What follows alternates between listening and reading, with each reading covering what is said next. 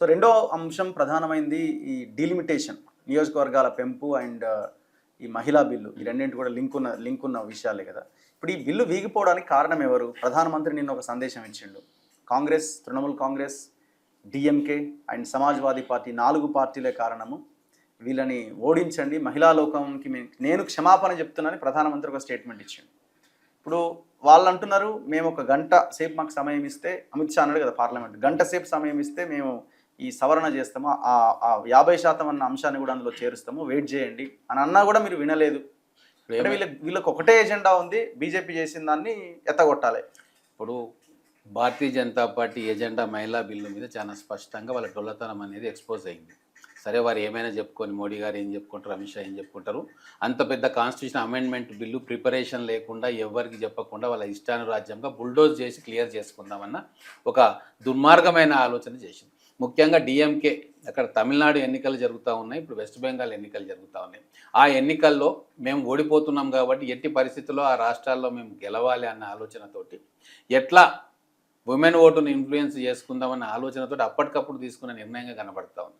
వాస్తవంగా 2023లో మీరందరూ కూడా చర్చ చేసి ఉంటారు. 2023లోనే బిల్లు పాస్ అయిపోయింది.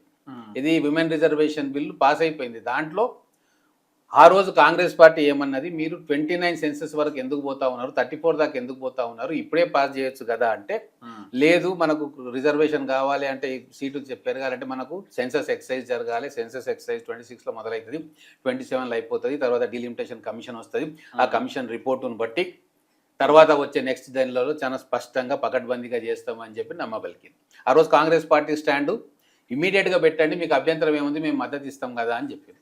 అది కాదన్నారు. సరేలే, వీళ్ళంతా నిష్ఠగా పోయే వాళ్ళేమో, వీరు అంతా పక్కాగా చేస్తున్నారేమో, సరేలే మేమెందుకు అడ్డు చెప్పాలి అని చెప్పి విమెన్ కోటాలో సబ్ కోటా కావాలని చెప్పి డిమాండ్ చేసిన కాంగ్రెస్ పార్టీ, మనం ఆపినట్టు వస్తుంది ఎందుకు, గతంలో ఒక అనుభవం జరిగింది మేము అధికారంలో ఉన్నప్పుడు, చూద్దాం వీళ్ళు ముందుకు వస్తూ ఉన్నారు కదా, ఒకసారి అయితే బిల్లు పాస్ చేద్దాం, తర్వాత మనం అమెండ్మెంట్ చేసుకోవచ్చు అన్న ఉద్దేశంతో, బిల్లు రావాలి అన్న ఉద్దేశంతో దాన్ని ఏకగ్రీవంగా ఆమోదం చేసింది. ఆ రోజు కాంగ్రెస్ పార్టీకి ఇష్టం లేకుండా ఏకగ్రీవం అయ్యేదా? ఇట్లనే ఓడగొట్టేటోళ్ళం కదా, అంతే కదా. కాదు, తర్వాత ఏం చేసిండ్రు, దాని గురించి మర్చిపోయారు.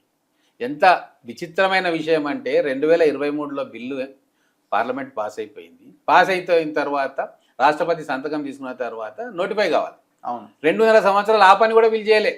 మొన్న ఈ బిల్లు ఆధారాబాధారా పెడుతున్నప్పుడు నైట్కు నైట్ అది నోటిఫై చేయాలి. ఎందుకంటే అమెండ్మెంట్ కూడా ఆ బిల్లో పెట్టినప్పుడు, అమెండ్మెంట్ అనేది చట్టం రూపం దాల్స్తేనే కదా అమెండ్మెంట్ చేసేది. సో అంత కూడా సోయలేని వీళ్ళు, ఇలా చిత్తశుద్ధి ఏందనేది పూర్తిగా ఎక్స్పోజ్ అయింది. ఇంకొక విషయం, 29లో మనకు రిజర్వేషన్, ఉమెన్ రిజర్వేషన్ కావాలి అంటే, ఆ ఉమెన్ రిజర్వేషన్ పాస్ అయిన దాంట్లో చిన్న క్లాజ్ యాడ్ చేస్తే అయిపోతుంది. దానికి ఎవరు అభ్యంతరం పెట్టరు. 29కే మేము ఇస్తున్నాము అని చెప్తే ఇమీడియట్గా పెట్టండి అంటారు. కానీ దానికి ఏం చేసిండ్రు వీరు, ఉమెన్ రిజర్వేషన్ ముందల పెట్టుకొని ముసుగేసి వెనక డీలిమిటేషన్ చేసుకుందాం మనం అనే దాంతో రెండింటిని మిక్స్ చేసి కాన్స్టిట్యూషన్ అమెండ్మెంట్ బిల్లుని తీసుకొచ్చారు. అది ఉమెన్ రిజర్వేషన్ బిల్ కాదు, అది constitutional amendment bill, delimitation bill. దాంట్లో కారణం ఉమెన్ రిజర్వేషన్ అని చూపించిన బిల్లు. అటువంటప్పుడు బిల్లులో చెప్పాలి కదా, డీలిమిటేషన్ మేము చేస్తూ ఉన్నాము, డీలిమిటేషన్ చేస్తున్నప్పుడు దానికి ప్రొసీజర్ ఉంటుంది, ఈ ప్రాతిపదికన కమిషన్ ఉంటుంది, కమిషన్ పెడతాము, తర్వాత ఈ ప్రాతిపదికన మేము చేస్తాం, అది చెప్పలే. దాంట్లో ఒకటే ఏం చేసిండ్రు అంటే, మాకు ఇష్టం ఉన్నప్పుడు ఆర్డర్ తీసుకొచ్చి ఏ జనాభా అంటే ఏ ఇయర్ సెన్సెస్ను మేము తీసుకోవాలో మాకు పూర్తిగా పవర్ ఇవ్వాలి అని చెప్పి అమెండ్మెంట్ చేసి, అంటే ప్రజలకు కానీ సభ్యులకు కానీ కనీసం వాళ్ళ ఎన్డీఏ మిత్రపక్షాలకు కానీ మేము 2001 సెన్సెస్ తీసుకుంటామా, 11 సెన్సెస్ తీసుకుంటామా, 26లో వచ్చే కొత్త సెన్సెస్ తీసుకుంటామా, ఏ సెన్సెస్ ఆధారంగా డీలిమిటేషన్ చేస్తాము అని చెప్పి ఒక దగ్గర కూడా మెన్షన్ చేయలేదు. అంటే వీళ్ళు ఎలక్షన్లలో బిజీగా ఉంటారు, మాకే మొత్తం తెలివి ఉంది, ఎట్లయితే ఆర్టికల్ 370 మిగతా అయిపోయినాయో ఇది కూడా సందట్లో సదరి మీద కొట్టిపడేద్దాం, మొత్తం డీలిమిటేషన్ ఎట్లా చేసుకోవాలి, నెక్స్ట్ ఎలక్షన్కి మేము ఎట్లా ప్లాన్ చేసుకోవాలా మొత్తం సమాచారం మా దగ్గర ఉంటుంది, మాకు కావాల్సిన వ్యక్తిని డీలిమిటేషన్ కమిషన్ చైర్మన్గా చేసుకోవచ్చు, సభ్యులను చేసుకోవచ్చు, వాళ్ళ ద్వారా మనకి ఇష్టం ఉన్నట్టు చేసుకోవచ్చు, మేము ఎక్కడ సంఖ్యాపరంగా మాకు రాదు, నెగటివ్ ఉంటుంది పొలిటికల్గా అన్న దగ్గర వాళ్ళ సీట్లను కుదించవచ్చు, మాకు గత 2-3 ఎలక్షన్లలో మాకు అండగా ఉన్న రాష్ట్రాల సీట్లను పెంచుకోవచ్చు, తద్వారా మళ్ళీ మేము అధికారంలోకి రావచ్చు అని చెప్పి పెద్ద కుట్ర జరిగింది. వాస్తవంగా ఈ కుట్రను మొట్టమొదటగా కాదు కాదు అది మాట్లాడదాము ఎవరు ఎవరు చేసిరు అన్నది. ఇప్పుడు 50% మేము ఇప్పుడు అవసరమైతే పెడతాము మీకు ఓకేనా అని అన్నాడు కదా అమిత్ షా లాస్ట్. దాంట్లో కూడా అన్నాడు తప్ప ఎప్పుడు ఉంటుంది, అసెంబ్లీలో మేము కూడా ఉన్నాం మీరు కూడా ఉన్నారు. ఏదైనా ఇష్యూ అధికార పక్షానికి ఇష్టం ఉన్నప్పుడు ఇమ్మీడియట్ గా స్పీకర్ గారికి చెప్పి అధ్యక్ష మహోదయ మేము ఇట్లా అనుకుంటున్నాము, మీరు ఒక గంట సేపు వాయిదా వేయండి అంటే వాయిదా వేసేస్తాడు. అన్నాడు తప్ప ఆ మాట అనలే. వీళ్ళు ఓకే అన్నారు, మీరు వేయండి అని చెప్పి కాంగ్రెస్ సభ్యులు మిగతా సభ్యులు చెప్పారు. అది ఉట్టి మాటకు అన్నాడు కానీ దాన్ని నెక్స్ట్ లాజికల్ కంక్లూజన్స్కి తీసుకుపోలే. ఎందుకు అంటే పక్కా బిల్లు ఓడిపోతుందని మాకు తెలుసు, సంఖ్యాబలం లేదని మాకు తెలుసు. నిజంగా బిల్లు పాస్ చేయాలనుకున్నప్పుడు అధికార పక్షము పట్టుబట్టి ప్రతిపక్షం ఒప్పుకున్నాక ఈ క్లాజ్ను పెడదాం అమెండ్మెంట్లో అది ఇంట్రడ్యూస్ చేద్దామని ఒప్పుకున్న తర్వాత అధికార పక్షం బాధ్యత స్పీకర్కు చెప్పి గంట సేపు వాయిదా వేపియండి అంటే వాయిదా వేస్తారు. మరి ఎందుకు చేయలే ఆ పని? అంటే ఏదో రకంగా కార్నర్ చేయాలి. కాంగ్రెస్ పార్టీ మిగతా మిత్రపక్షాలు ఏదైతే బిల్లుకు వ్యతిరేకిస్తున్నాయో వాళ్ళ మీద దుమ్మెత్తిపోయాలి. విమెన్ రిజర్వేషన్ అనేది పాస్ కాలేదు, మేము చేయాలనుకున్నాం వాళ్ళు చేయలేదు అని చెప్పి ఈ 2 రాష్ట్రాల ఎన్నికల్లో లబ్ధి పొందాలన్న ఆశతోటే వాళ్ళు అదరాబాదరగా పెట్టిరు తప్ప వాళ్ళకి చిత్తశుద్ధి అని లేదు అని చెప్పడానికి ఇది కూడా ఒక ప్రబలమైన తార్కాణం అవుతుంది. మనకు ఇప్పుడు మీకు డ్యామేజ్ ఏం జరగలేదంటారా?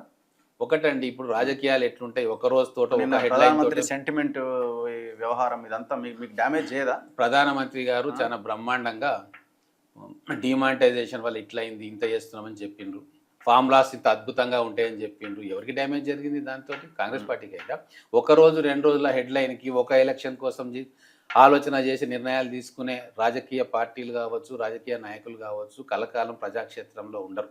ఖచ్చితంగా మీకు వ్యతిరేకంగా మహిళా లోకం రేపు చూడండి, మహిళా లోకం ఖచ్చితంగా భారతీయ జనతా పార్టీని మీరు మమ్మల్ని మోసం చేసిండ్రు, మీ చేతిలో ఉండి 2029కే ఎలక్షన్లు పెట్టాల్సి మాకు 1/3 సీట్లు ఇచ్చే మీరు కావాలని గందరగోళంలో పడేసి మాకు రాకుండా చేసిందన్న కోపం రాబోయే రోజుల్లో అర్థమవుతాయి.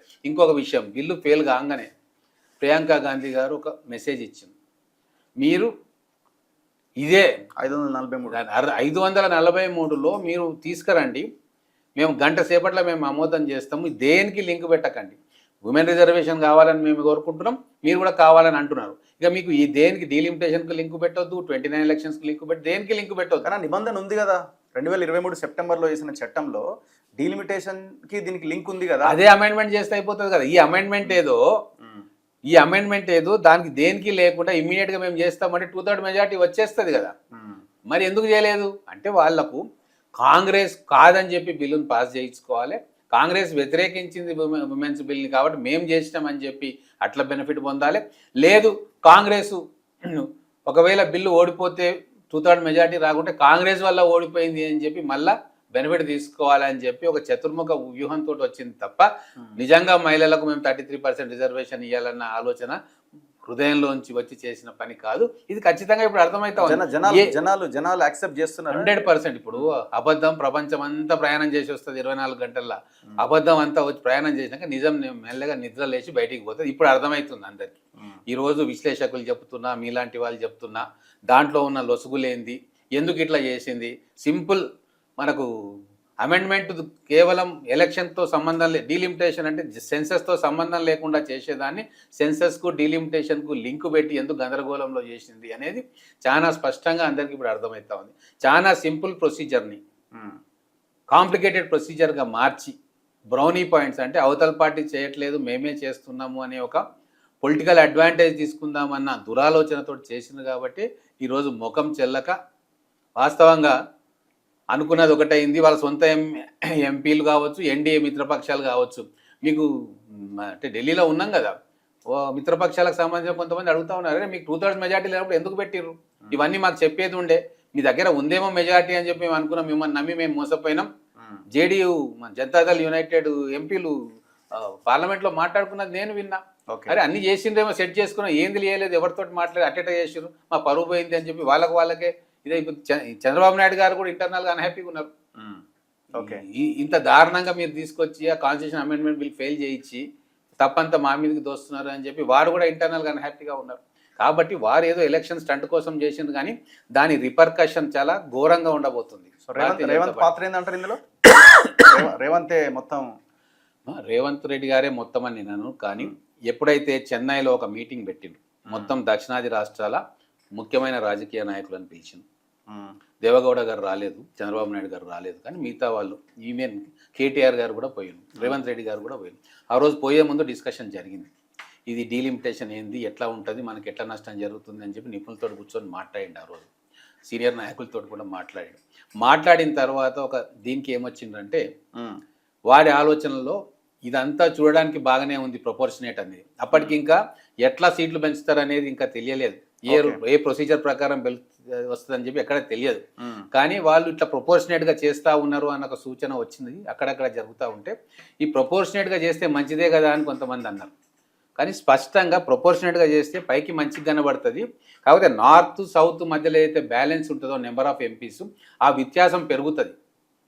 ఇప్పుడు మనకు అంతే సీట్లు పెరిగి ఇంకోరికి అంతే సీట్లు పెరిగితే ఆ నెంబర్ ఆఫ్ సీట్ల సంఖ్య, నెంబర్ ఆఫ్ ఎంపీల సంఖ్య వాళ్ళకి ఎక్కువైనప్పుడు ఖచ్చితంగా ఏదో రకంగా మనకు ఇబ్బంది పెడతారు. కాబట్టి అదే డిఫరెన్స్ మెయింటైన్ చేసేటట్టు డీలిమిటేషన్ జరిగి సీట్లు పెరిగితే సౌత్ ఇండియా సేఫ్గా ఉంటుంది అన్న ఆలోచనకు వచ్చి ఆ రోజు అక్కడ ఆ వేదిక మీద ఆయన ప్రపోజ్ చేసిండు, ఎట్టి పరిస్థితుల్లో కూడా ప్రపోర్షనేట్ దానికి, ప్రోరాటా దానికి మనం ఒప్పుకోకూడదు అనేది ఆ రోజు అక్కడ చర్చ జరిగింది. ఆ చర్చను తీసుకురావడంలో రేవంత్ రెడ్డి గారు సఫలీకృతమైనరు. తర్వాత ఎప్పుడైతే బిల్లు పెట్టినరో చాలా స్పష్టంగా అమిత్ షా గారు దాన్ని డైల్యూట్ చేయడానికి మేము 50% ఇస్తున్నాము అంటే చాలామంది మేధావులు కూడా బుట్టలో పడ్డారు. మీ దాంట్లోనే చూసిన జయప్రకాష్ నారాయణ గారు వచ్చి అద్భుతమైన అవకాశం పోయింది, ఎందుకు మీరు ఒప్పుకోవద్దు, మన సీట్లు పెరుగుతున్నాయి అన్నారు. అంటే జయప్రకాష్ నారాయణ గారు లాంటి వాళ్ళే, అంటే చట్టం తెలిసిన వాళ్ళు, ఐఏఎస్ ఆఫీసర్గా ఉన్నవారు, అనేక రిఫార్మ్స్ తీసుకురావడానికి కృషి చేసిన వారు, వారికే అర్థం కాలేదు దాంట్లో ఉన్న లోతుతనం అంటే అది కేవలం ఒక పొలిటీషియన్కే అర్థమైంది. ఆ అర్థం చేసుకున్నారు కాబట్టి రేవంత్ రెడ్డి గారు డే 1 నుంచి దాన్ని వ్యతిరేకించారు. చాలా స్పష్టంగా ఒక చిన్న ఉదాహరణ నేను చెప్తా.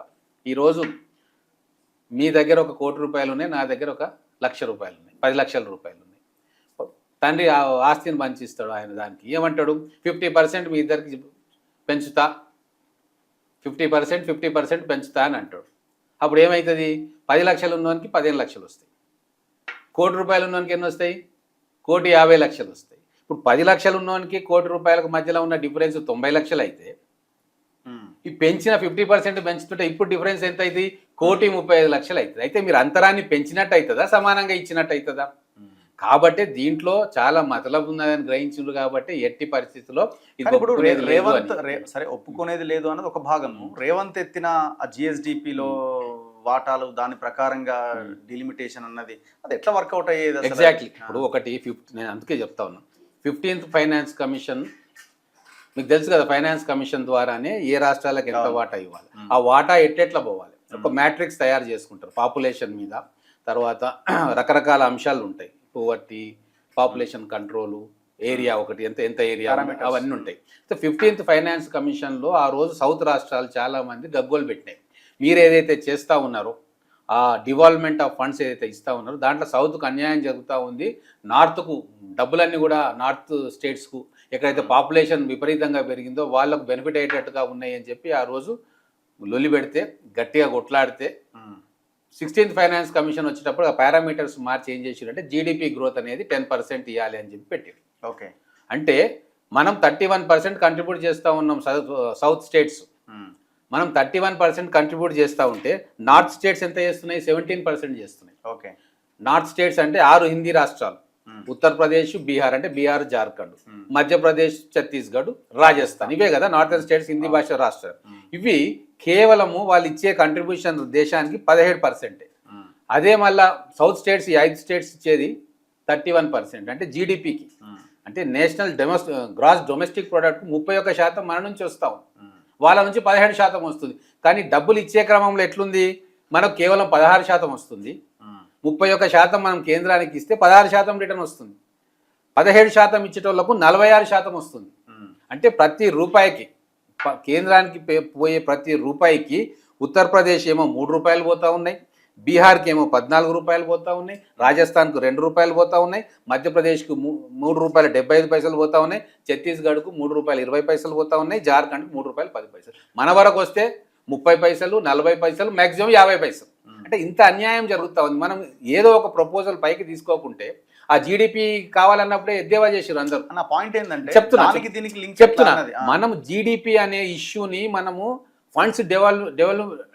ఫండ్స్ను డిస్ట్రిబ్యూట్ చేసే క్రమంలో తీసుకొచ్చినప్పుడు కూడా ఇట్లనే ఎద్దేవా చేసారు. దానికి దీనికి ఏం సంబంధము, వ్యత్యాసాలు ఉంటాయి కదా, పేదవాళ్ళకు మనం డబ్బులు ఇవ్వాలి కదా, అవన్నీ చెప్తే కన్విన్సింగ్గా చెప్పుకోగలిగినాం. ఆ రోజు అన్ని సౌత్ రాష్ట్రాలు పోయి చెప్తే కరెక్టే, వీళ్ళ దాంట్లో లాజిక్ ఉంది అని చెప్పి 10% యాడ్ చేసింది. పాపులేషన్ది అంతకంటే ముందు పర్సెంటేజ్ ఎక్కువ ఉంటే తగ్గించింది.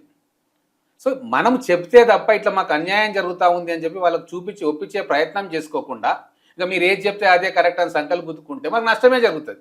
ఈరోజు ఏ పారామీటర్స్ చేసుకుంటారో చర్చ చేయండి. రేవంత్ రెడ్డి గారు ఒక ఫార్ములా ప్రపోజ్ చేశారు, అమిత్ షా గారు ఒక ఫార్ములా ప్రపోజ్ చేశారు, 50% మేము పెంచుతాం. స్పష్టంగా అమిత్ షా గారి ఫార్ములా 50% తోటి నష్టం ఎట్లా జరుగుతుంది సదర్న్ స్టేట్స్కు అనేది ఇప్పుడు క్లారిటీగా అందరికీ అర్థమవుతాం. ఇంతకుముందు నేను చెప్పిన ఉదాహరణ కదా.